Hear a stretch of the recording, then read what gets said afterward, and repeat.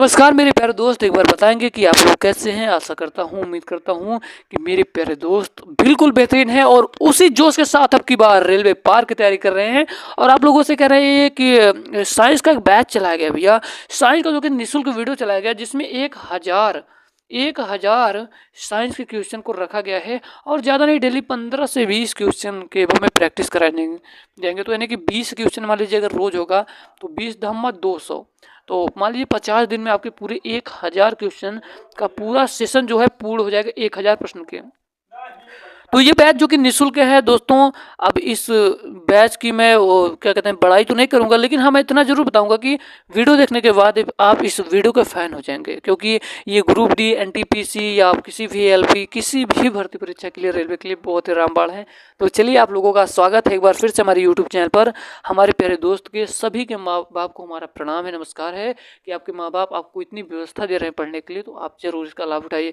तो चलिए दोस्तों, पहला क्वेश्चन है कि टेकोमीटर वह उपकरण है जिससे मापा जाता है। तो दोस्तों याद रखना, ये पिछली बार ग्रुप डी का प्रश्न है। तो टेकोमीटर वह उपकरण है जिससे मापा जाता है। तो याद रखना भैया, चाल मापा जाता है। सर ये किसकी चाल मापा जाता है, मुझे नहीं समझ में आ रहा है। तो भैया याद रखना, ये किसी भी वाहन का जो चाल होता है, रेट ऑफ सेट्स रोटेशन, इसे आरपीएम भी कहा जाता है।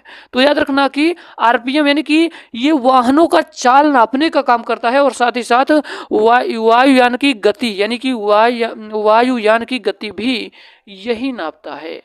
वायुयान की गति भी टेकोमीटर के द्वारा नापा जाता है। फिर से सुनिएगा, टेकोमीटर का जो प्रयोग है, इसका प्रयोग जो होता है ये चाल को मापने में किया जाता है। और किसका चाल, तो आप याद रखने कि ये वाहनों का चाल मापने के लिए किया जाता है। इसको आरपीएम भी कहा जाता है। और इसका प्रयोग वायुयान की गति को भी मापने में किया जाता है। तो दोस्तों बताएंगे कि आप लोगों को ये पहला प्रश्न कैसा लगा, कमेंट सेक्शन में अपनी राय जरूर बताएंगे। और आप लोग अभी तक वीडियो को लाइक नहीं किया तो भाई कर दो यार, क्योंकि ये वीडियो आपको मजबूर कर देगी, विश्वास रखिए। बस आप ध्यानपूर्वक इसको देखते चलिए।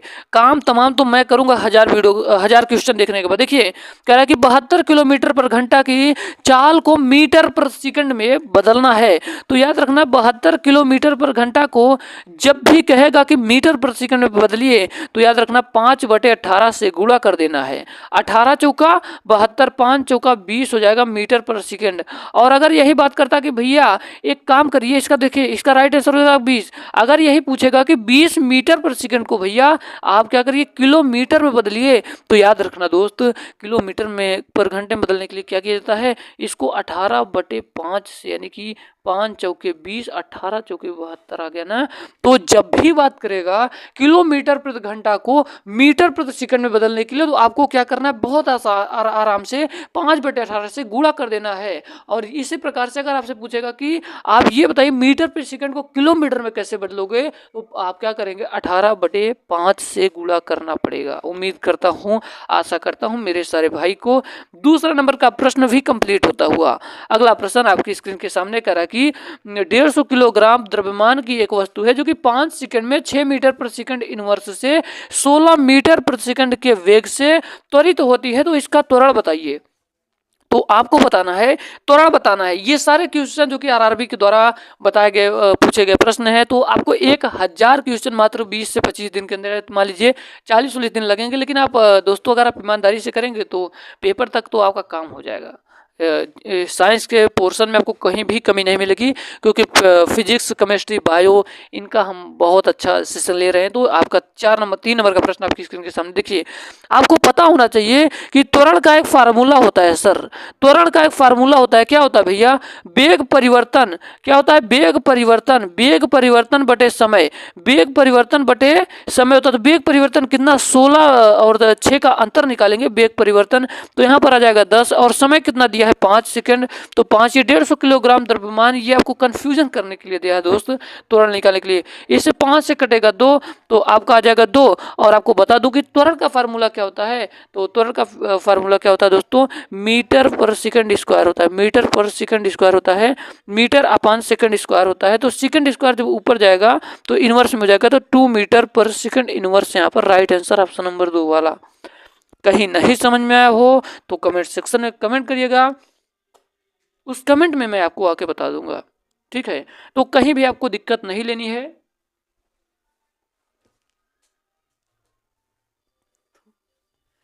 आपको साइंस के प्रश्न से आपको कहीं भी दिक्कत नहीं होगी, ये मैं आपसे वादा करता हूँ, ठीक है। 1000 प्रश्न आप देख जाएंगे तो ग्रुप डी का एग्जाम हो या एनटीपीसी का हो, तो आपको जरूर फायदा मिलेगा दोस्त। बस आप ईमानदारी से पढ़िए, ठीक है। देखिए आपका अगला प्रश्न है, आपकी स्क्रीन के सामने कह रहा है कि जी यानी कि गुरुत्व के कारण त्वरण, जी जो गुरुत्व है इसके कारण त्वरण का मान पूछ रहा है। जी गुरुत्व के कारण त्वरण का मान पूछ रहा है। तो आपको बता दूं कि स्मॉल जी बराबर क्या होता है, कैपिटल जी क्या होता है, capital G M upon R square. क्या भैया, स्मॉल जी बराबर क्या होता है, कैपिटल जी और एम अपान आर स्क्वायर। ये फार्मूला आप लोग याद रखिएगा। एक ही क्वेश्चन को आप लोग बड़े आराम तरीके से अपनी कॉपी में नोट करते चलिए। अगला प्रश्न आपकी स्क्रीन के सामने है, कह रहा कि गति के समीकरणों के संबंध में निम्नलिखित में से कौन सा गलत है। आपको बता दूं कि गति का 3 नियम है, पहला नियम, दूसरा नियम, तीसरा नियम। तो पहला फार्मूला क्या है कि b बराबर u प्लस ए टी, और दूसरा है कि यस बराबर U T plus half A T square, half A T square. अब तीसरा वाला क्या है भैया, वी स्क्वायर बराबर यू स्क्वायर प्लस 2as। अगर इसी को इधर लाएंगे तो वी स्क्वायर हो जाएगा माइनस यू स्क्वायर बराबर 2as। तो यहाँ पर देखिए भैया, b बराबर यू प्लस ए टी ये तो सही है, यस बराबर U T plus half A T square ये भी सही है। परंतु यहाँ पर देखने वाली बात ये है कि आपका 2as बराबर क्या है, V square minus U square है। तो वी स्क्वायर 2as बराबर क्या होता है, V square minus U square.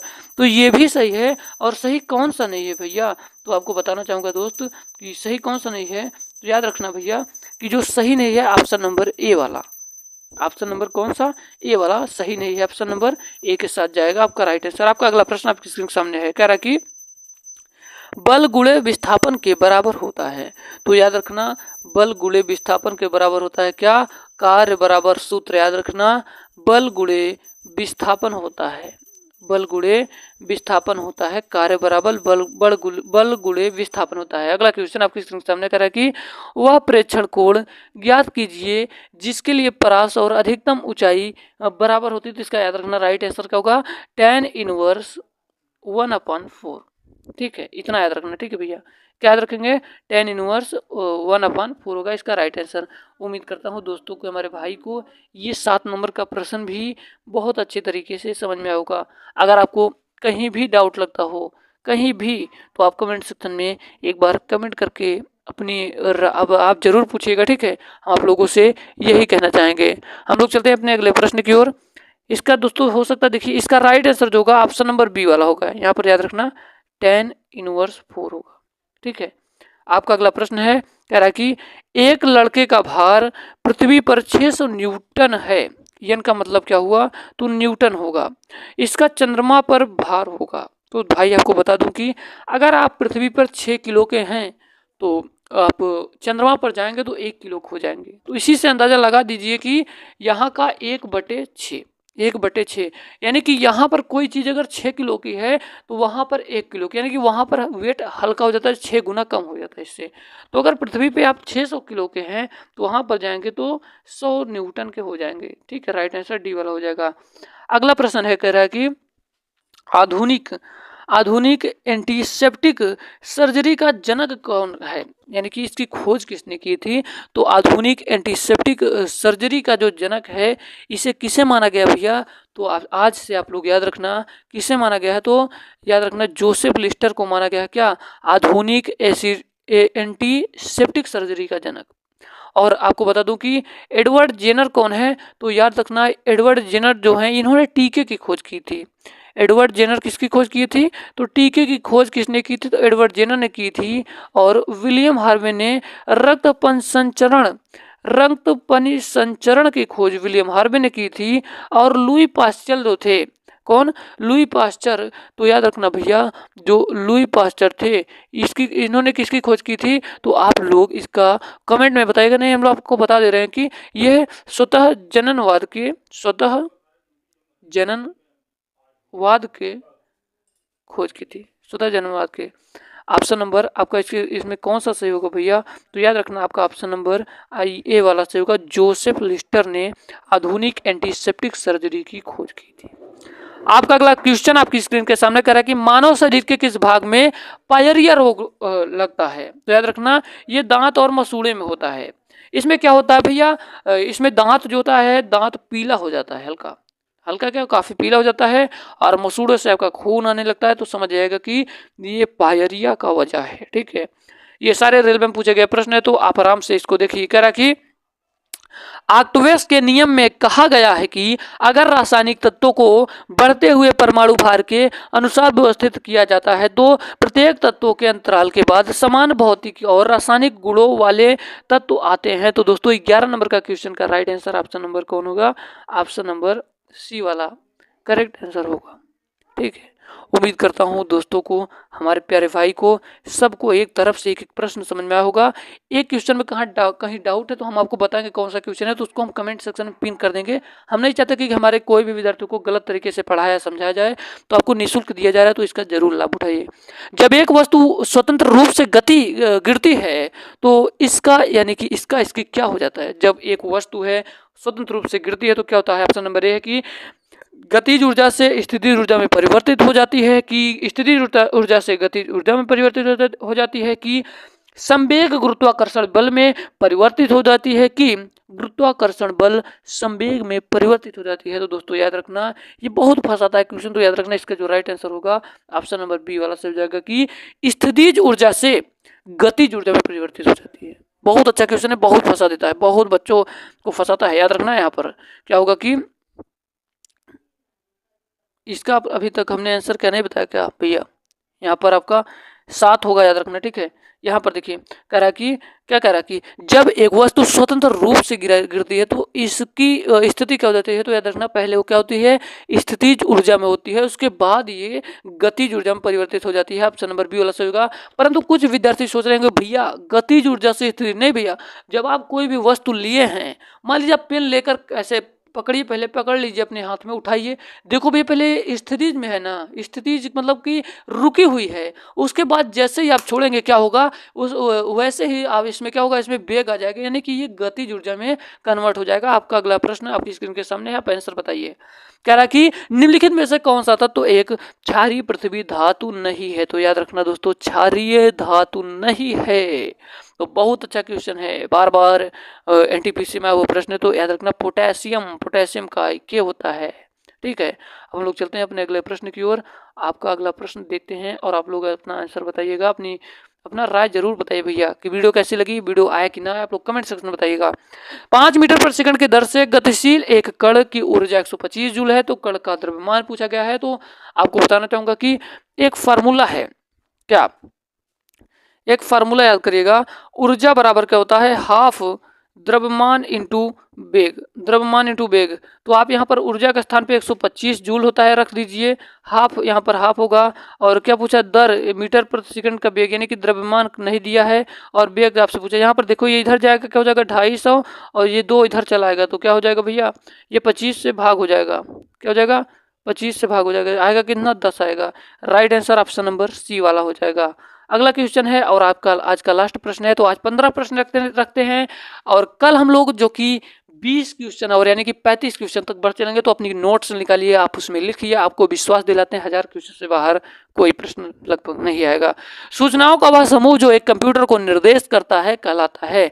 तो सूचनाओं का वह समूह जो एक कंप्यूटर को निर्देश देता है वो क्या कहलाता है? तो याद रखना भाई वो क्या कहलाता है? तो याद रखना वो प्रोग्राम कहलाता है।